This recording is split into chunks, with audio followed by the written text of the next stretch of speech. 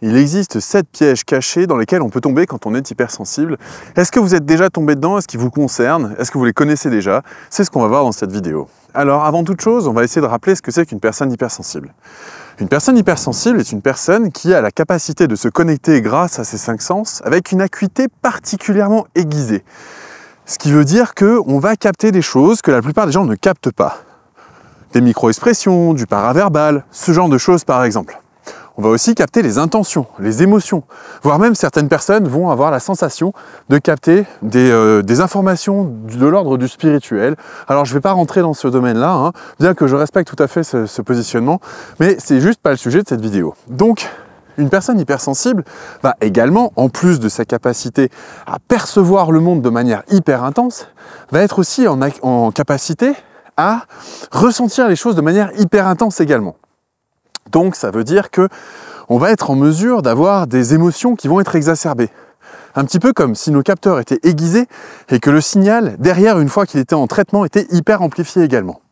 Alors ça, c'est ce que à peu près la plupart des gens hypersensibles vivent. Si jamais vous vivez quelque chose de différent, n'hésitez pas à le mettre dans les commentaires. D'ailleurs, au passage, je serais ravi de voir comment vous vivez votre hypersensibilité, parce qu'en effet, il y a autant de façons de la vivre qu'il y a d'hypersensibles, j'imagine en tout cas. Donc voilà pour moi ce que c'est de manière générique que l'hypersensibilité. Alors cette hypersensibilité comporte des pièges dans lesquels on va tomber régulièrement, en tout cas c'est ceux que j'ai observés à force d'accompagner des gens depuis 7 ans que je fais ce métier maintenant. Des gens qui sont hypersensibles à vivre en harmonie avec eux-mêmes, avec le reste du monde, on en reparlera en fin de vidéo, eh bien j'ai repéré 7 pièges majeurs dans lesquels les personnes tombent et peut-être que vous êtes concernés. Alors le premier piège, on va dire que c'est le fait de se retrouver dans une situation de handicap social. Comment est-ce qu'on fait pour en arriver là? Et oui, on pourrait croire que cette hypersensibilité est finalement un espèce de super pouvoir où dans ce monde où on va chercher à entourlouper les gens plus forts les uns que les autres, eh bien nous, on va essayer, en tant qu'hypersensible, de déjouer ces pièges-là. Et comme on a accès à des informations auxquelles les autres n'ont pas accès, on peut se dire qu'on est sacrément privilégié.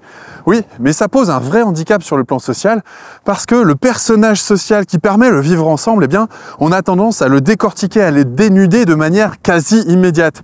Je suis désolé, j'espère que le son se passe pas trop mal, parce qu'il y a énormément de vent.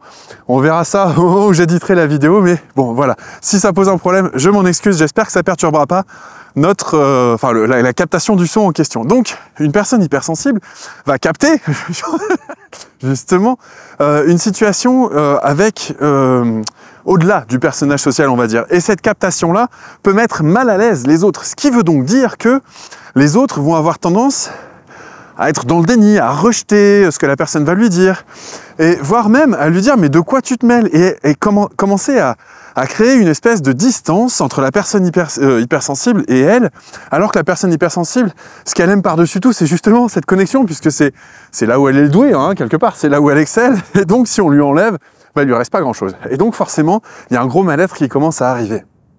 Et ça va créer un véritable handicap social, parce qu'on va dire les choses telles qu'on les ressent, telles qu'on les perçoit, et souvent elles sont justes, sauf que la personne, elle n'a pas envie d'entendre. Donc forcément, ça va créer une espèce de handicap social assez prononcé, dans laquelle tombe, alors c'est souvent pour les néophytes, hein, pour les gens qui n'ont pas l'habitude, ou pour les personnes assez jeunes en termes d'hypersensibilité, ou qui ont conscience assez tardivement de leur hypersensibilité, elles ne comprennent pas pourquoi elles sont rejetées de manière générale, pourquoi elles ont ce fameux handicap social.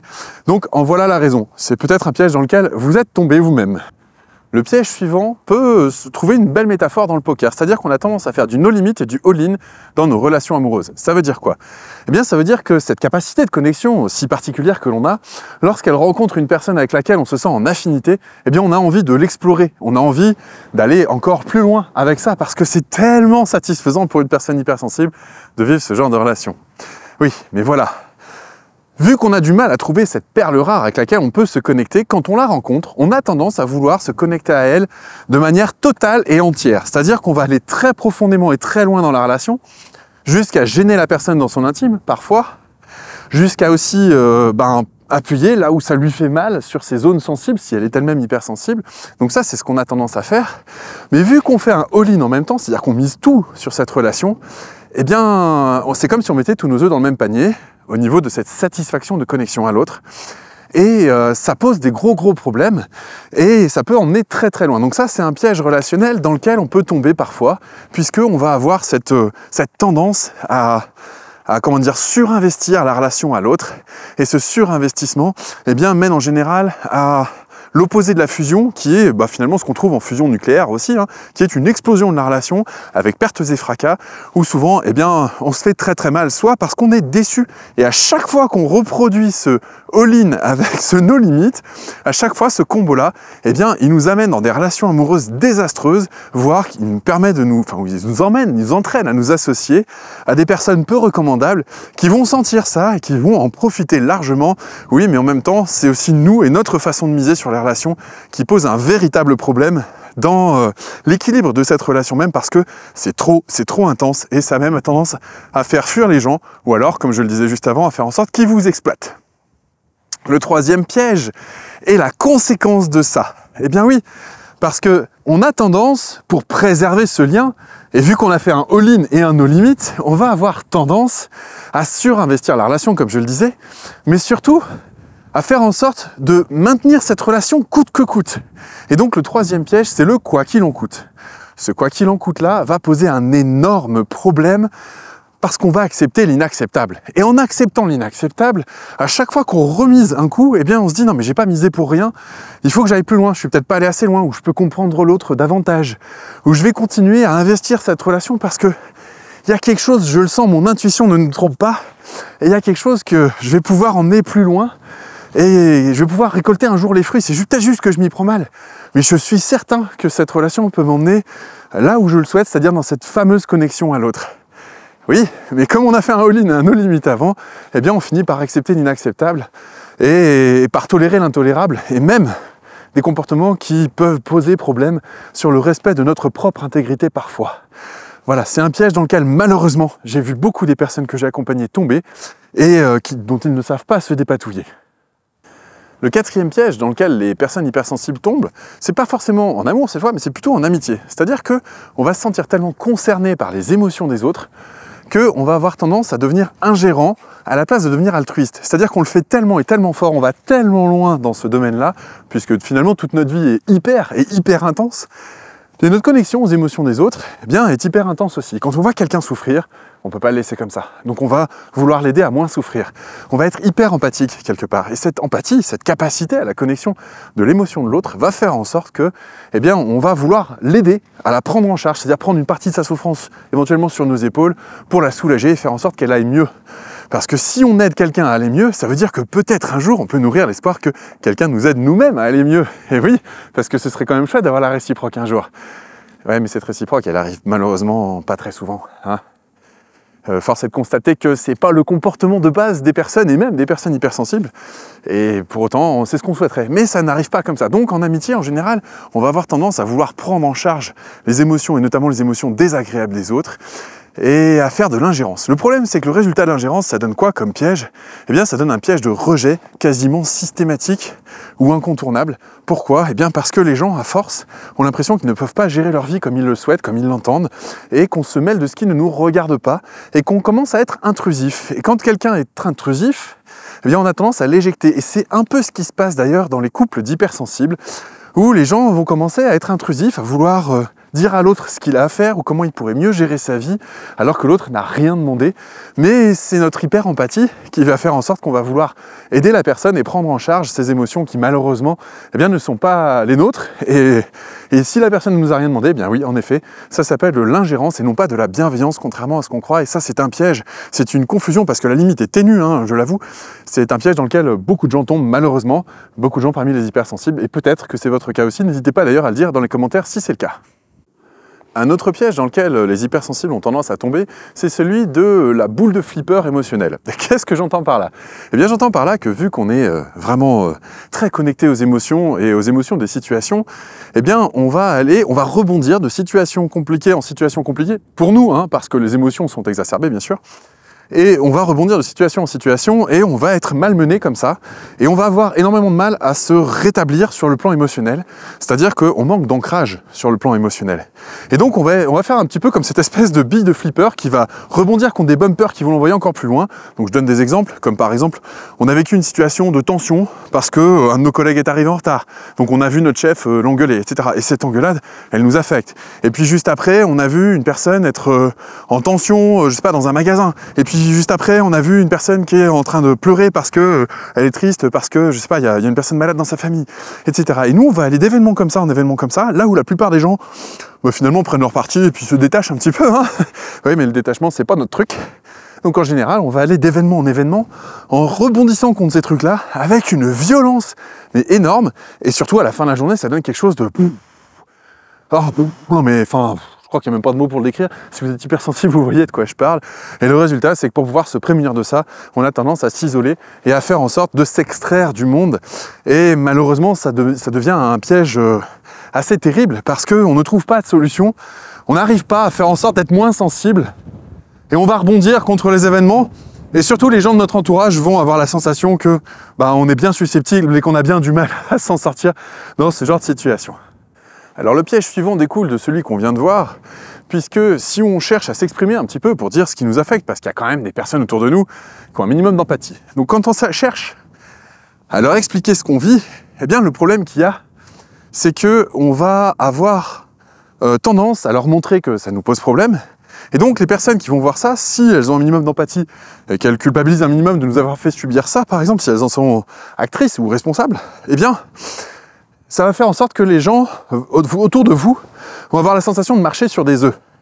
C'est-à-dire que sans le vouloir, vous allez créer un espèce de chantage affectif inconscient qui pousse au drame si jamais il n'obtient pas gain de cause, c'est-à-dire d'avoir un entourage qui ne fasse pas trop de vagues.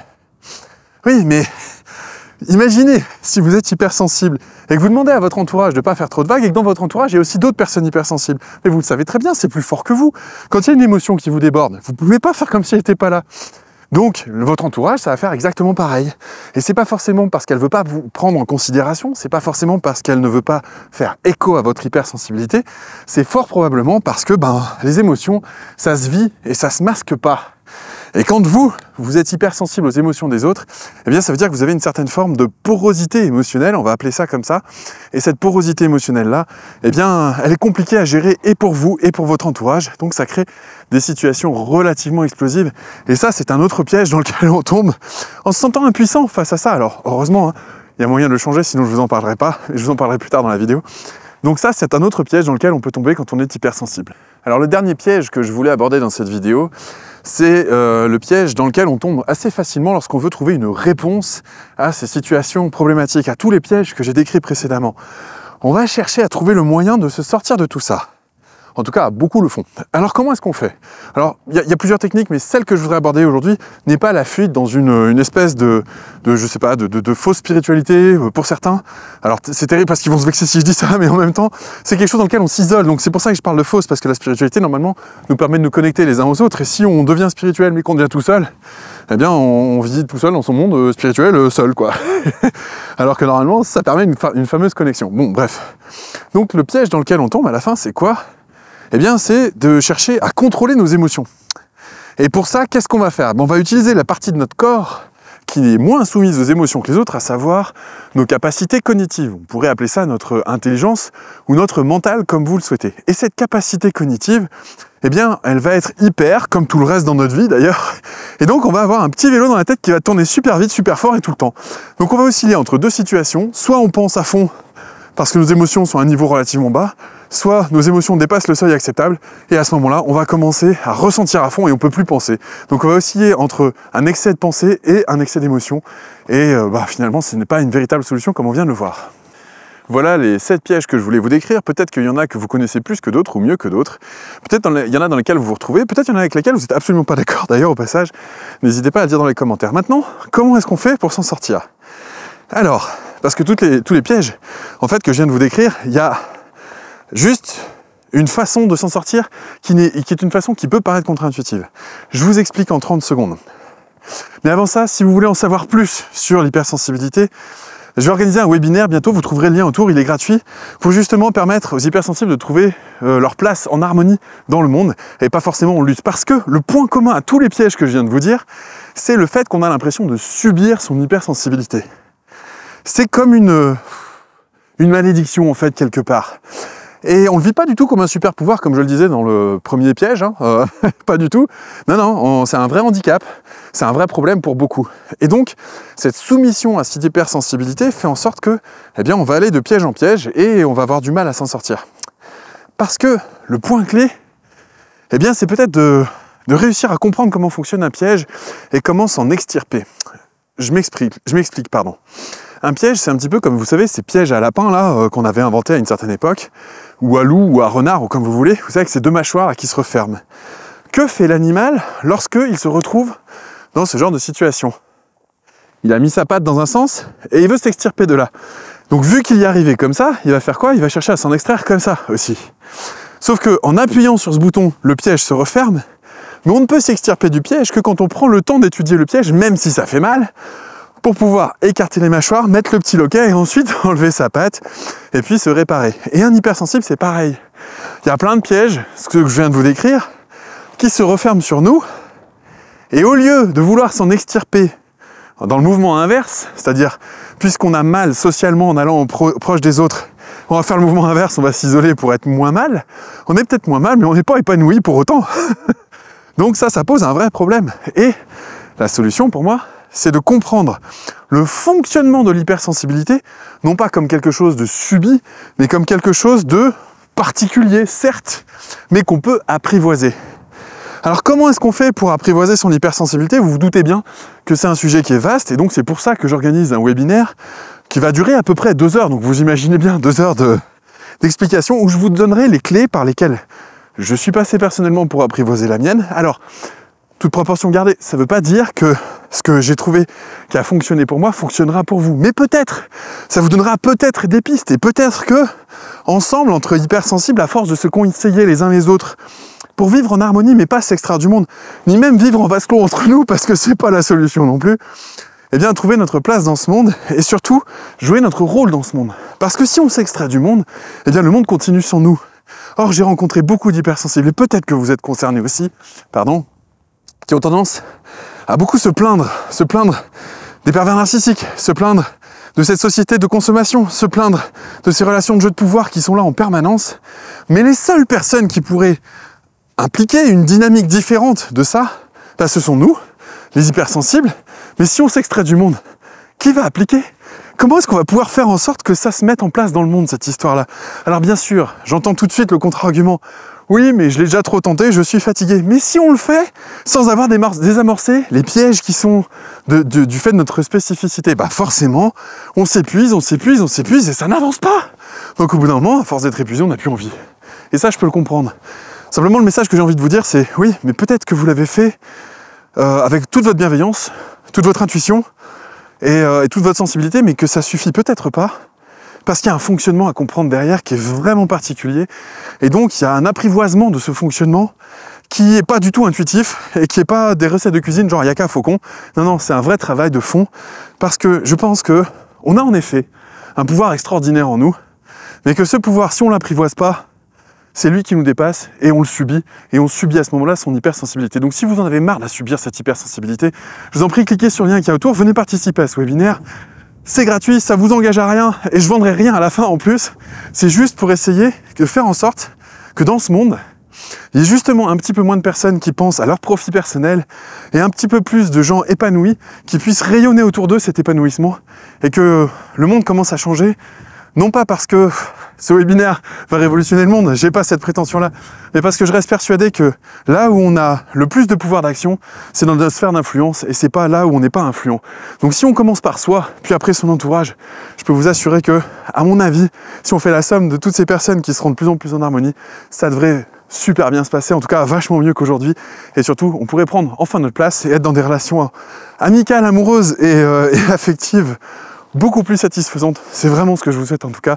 Donc je vous dis à très vite, très bientôt. Et en attendant, prenez soin de vous. Ciao. Si vous avez aimé cette vidéo, n'hésitez pas à la partager, à la liker, à vous abonner aussi aux chaînes YouTube et aux pages Facebook. N'hésitez pas non plus à aller en voir d'autres. Il y en a plein la chaîne YouTube et plein la page Facebook. Et puis je vais vous mettre des liens en dessous de cette vidéo ou au-dessus en fonction de là où elle se trouve. Des liens d'accès, notamment un lien d'accès au groupe de travail, un groupe gratuit. Si jamais ce sont des thématiques qui vous intéressent et que vous voulez vous retrouver un petit peu moins seul et travailler encadré par des coachs professionnels, eh bien voilà, il y a un groupe gratuit. N'hésitez pas à cliquer. Vous avez aussi le QR code qui est là si vous voulez aller directement sur le groupe et faire votre demande d'adhésion. Moi, je vous dis à très bientôt. Prenez soin de vous. Ciao.